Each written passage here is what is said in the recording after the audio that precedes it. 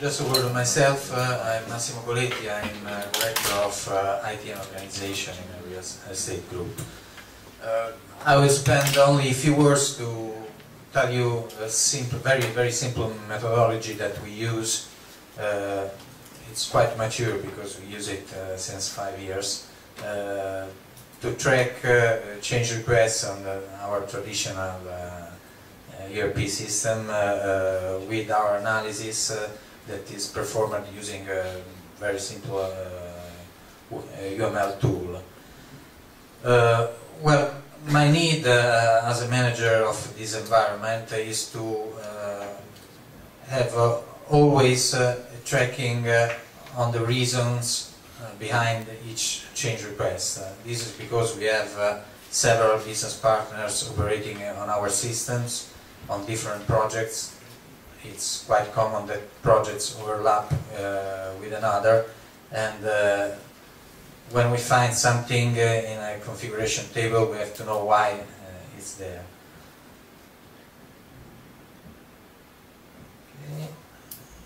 Okay, I won't spend time on our UML modeling. The first step is to model a requirement. When someone asks our IT department about something, we create a UML diagram, simple classifier, and we describe the requirement. The tool that we use performs some automatic numbering, and that number, R0522, will be one of the tracking key in the change request system of SAP. A requirement is a very simple description of the user requirement in business terms, in user terms, and this is what we are going to share with the user.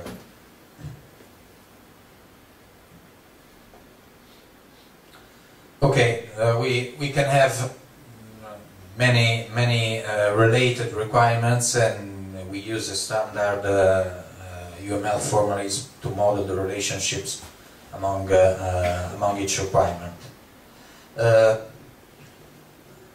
This is our simple property of the tools. As I was showing you before, each requirement has a number, and this is important. As a status, we keep track of the advancement, and basically, for example, a proposed requirement is just note. We don't know if it's a real requirement. Then we verify it, we check with the user, we develop quality assurance, and so on. There are several other attributes. We have a tracking of the key user that gave us this requirement, and this is quite a rich interface because we can link to this item, files, external resources, and so on.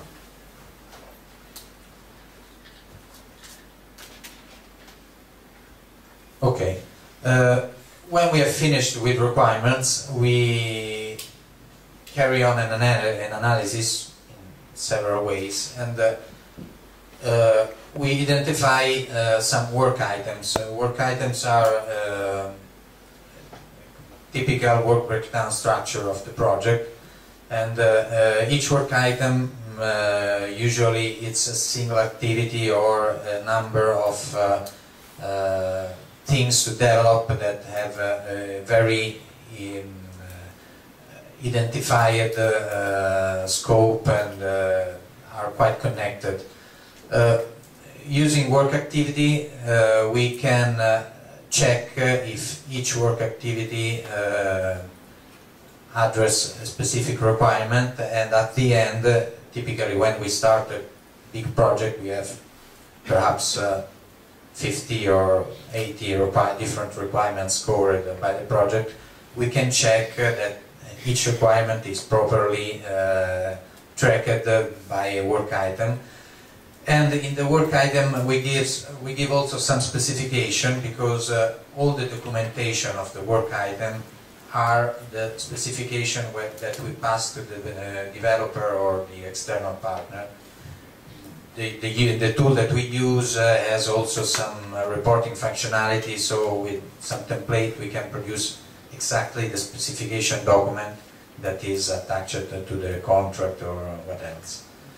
For example, here you see that the requirement is with a blue edge and is validated, this work item is white and is proposed, just to understand quickly the status. While we are doing the feasibility analysis or so on, we can find different solutions for the same problem, and we track in this way. We can have two different work items that are alternative, one is rejected and one is approved.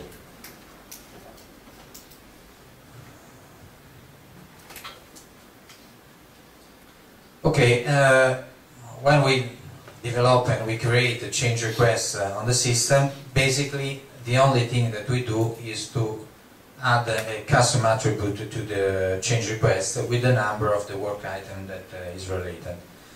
This is a policy that is strongly enforced with all the developers on the system, and we also perform some audit on this. And in this way, all the change requests that are related to the project are identified and are classified with their particular work items. Usually we track only the work item and not the requirement number. This is our basic approach. When the change is very, very easy and very, very short, we track only the requirement number without coding and without creating a work item. During the project, we also model in the UML model all the deliverables of the project. The deliverables are modeled at a very high level. We don't replicate the workbench of SAP, but we identify only what is understood by the user, the element that the user uses, a query, a report, a new function, or a new configuration of the system of a new process. This is very, very important for issue tracking and for further development, because when in the future we have to impact a requirement, using this link we can understand what was done in previous activities. In the same way we track issues, so during the quality assurance phase, if we find an issue, the issue is linked to the deliverable, and if the issue is coming in the development phase, is linked to the work item. Okay, this was very quick. Quickly, the methodology that we use is a very basic methodology. Let's see how take some value from this. Simple thing is that you, if you select an artifact, for example, you can find all the issues that are related to that artifact, the issues, the creation date, the status, and so you have a quick view on the development status of each work item, if you're able to deliver it in production or not. Obviously, using, for example, an issue number, with a P is the issue number, we can identify quickly all the change requests that were developed to fix that issue. Or using an item number, we can identify all the change requests that were developed for that item, for that work item. Another important thing when working on big projects with external partners is that the tool creates automatically from all the issues a report with all the documentation of the issue status, and this is very handy to exchange with external partners for advancement meetings and so on.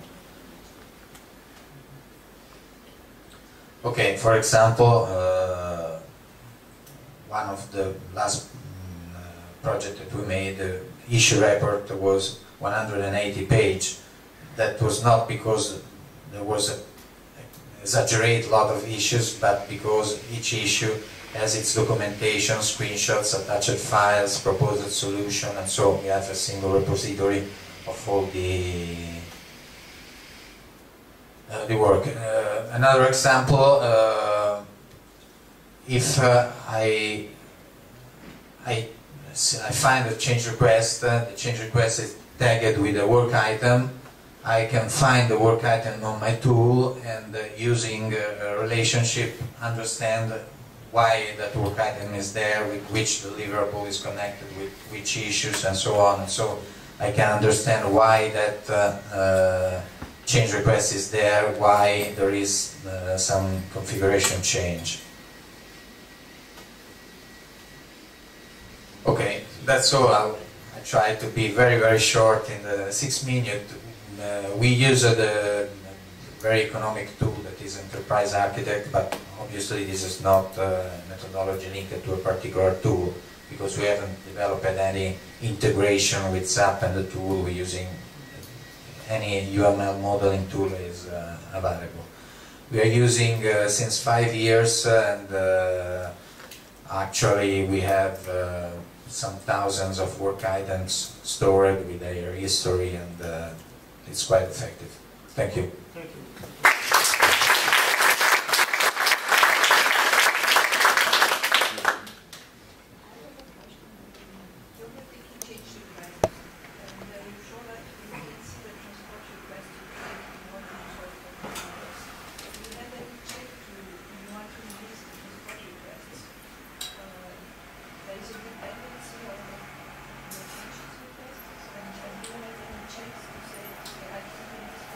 Yes, usually we have a testing process.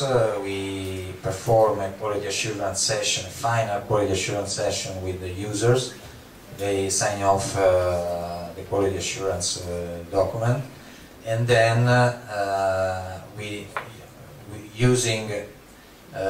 typically we work with the external developer, but using this work item number, we check if all the change requests that are needed to port in production a single work item are there.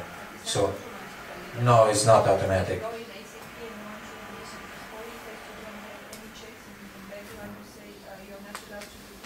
No. It's always manual. But you can keep track of. We could do that because we don't have the need, because we don't have so great volume of changes, but technically it's possible. It is also possible to integrate the tool with the SAP system, so release a single work item and have the SAP system to release all the related change requests, but we do it manually, we don't have need for automation. So, thank you, Massimo. We have a break now.